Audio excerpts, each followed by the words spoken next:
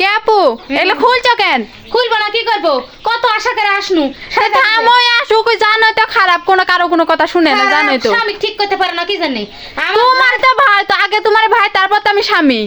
ভাই, হ্যাঁ আমি ভাই তো শুনে না তোমার কি সার পোড়া কপাল, তোমার কথাও শুনে না। তো দেখো কোন কপাল আমি ইয়া করি, দেখো এত সুন্দর করে ডেকালি এসে আমি এত সুন্দর করে সাজুগুজু করে আসি যে আমার এই সেই পছন্দের আপুর কাছে আমি যাব, কতদিন আশা করে আসি যে সেই সেলিব্রিটি আপার বাড়ি আমি যাবো বলে এত সুন্দর করে আমি সব পছন্দ থেকে চুল কাটালে কষ্ট করে, তাও এলো অভিনয় করে আমি এমনি ইয়া করি, তা তো দরকার লাগলে তো বলবে নি।